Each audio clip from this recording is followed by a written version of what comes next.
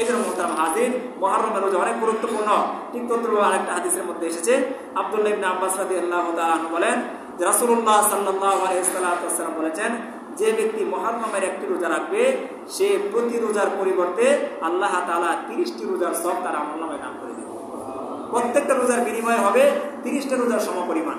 সুতরাং এই মুহররম মাসের মধ্যে যেহেতু আমরা প্রবেশ করেছি, আমরা এই মুহররম মাসের প্রতিটা দিনকে যেন আমরা রোজা রেখে অতিবাহিত করতে পারি, এই জন্য সর্বদাই সচেষ্ট থাকা। মোহতারাম হাজিরিন, আশুরার ব্যাপারে হাদিসের মধ্যে আরো বিভিন্ন বর্ণনা এসেছে। আশুরার ফজিলতের ব্যাপারে এক হাদিসের মধ্যে এসেছে, আন আবি হুরায়রা রাদিয়াল্লাহু তাআলা আনহু قال جاء رجل الى النبي صلى الله عليه وسلم فقال اي الصيام افضل بعد شهر الله رمضان।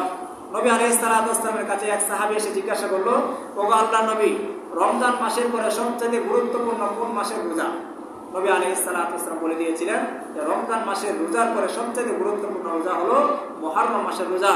শুধু তাই নয়, আরেক হাদিসের মধ্যে এসেছে, আন ইবনে আব্বাস রাদিয়াল্লাহু তাআলা আনহু قال قال رسول الله صلى الله عليه وسلم ما رأيت رسول الله صلى الله عليه وسلم يتحرى صيام يوم فضله على غيره إلا هذا اليوم يوم عاشوراء। আব্বাস রাদিয়াল্লাহু তাআলা আনহু বলেন যে আমি নবী আলাইহিস সালাতু ওয়াস সালামের জীবদ্দশায় রমজান মাসের পরে এত গুরুত্ব দিতে আর কোনো মাসে দেখি নাই, আর কোনো রোজার ক্ষেত্রে দেখি নাই যত পরিমাণ গুরুত্ব নবী আলাইহিস সালাতু ওয়াস সালাম মুহররমের রোজার ব্যাপারে দিয়েছেন। অর্থাৎ রমজান মাসের পরে সবচেয়ে গুরুত্বের সাথে, সবচাইতে ফজিলতের সাথে, সবচাইতে গুরুত্বের সাথে নবীজি যে রোজাটা রেখেছিলেন সেটা হলো আশুরা রোজা, মুহররম মাসের রোজা। শুধু তাই না, আরেক হাদিসের মধ্যে এসেছে, আন হাফসাতা ক্বালাত আরবাউ লাম ইয়াকুন ইয়াদাহুন্না নবী সাল্লাল্লাহু আলাইহি ওয়াসাল্লাম, যে নবী মুহাম্মদ রাসূলুল্লাহ সাল্লাল্লাহু আলাইহি ওয়াসাল্লাম 63 বছরের জিন্দেগিতে সব সময় 4টি আমল করতেন, কোনো সময় 4টি আমল ছাড়তেন না।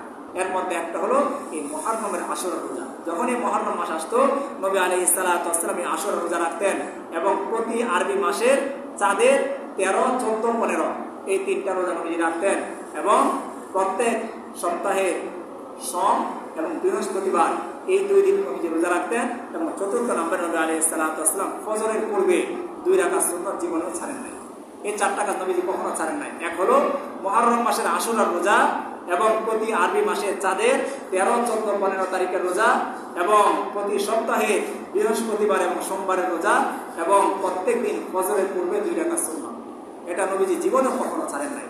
সুতরাং মোহতারাম হাজিরিন, এই সমস্ত হাদিস দ্বারা বোঝা যায় আমরা যে মাসটার মধ্যে আজকে প্রবেশ করেছি মুহররম মাস, এই মুহররম মাসের গুরুত্ব অনেক বেশি।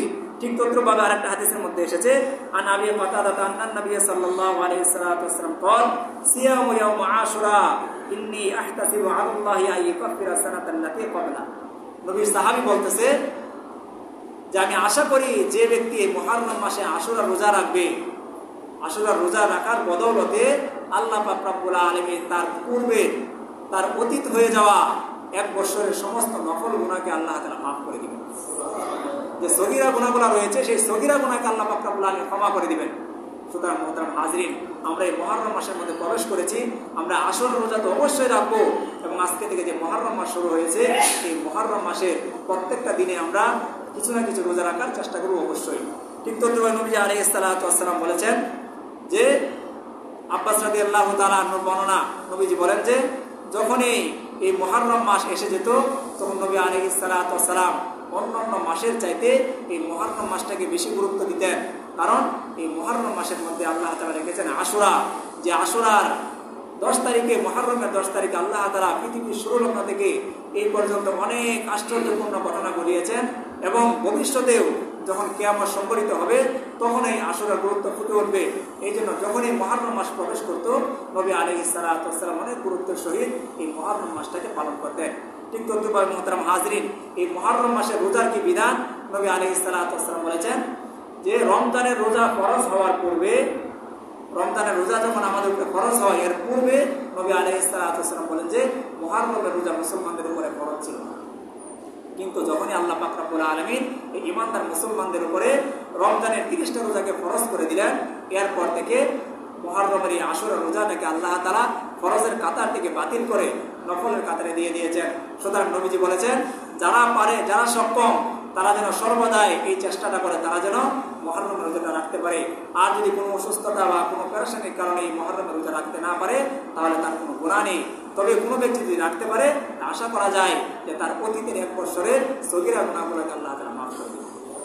এই জন্য মোহতারাম হাজিরিন, যারা আমরা সক্ষম অবশ্যই আগামী যে মুহররমে যে আশুরা রোজা আসতেছে এটা রাখার জন্য আমরা এখন থেকে নিয়ত করি, কারণ এই রোজার ফজিলত অনেক।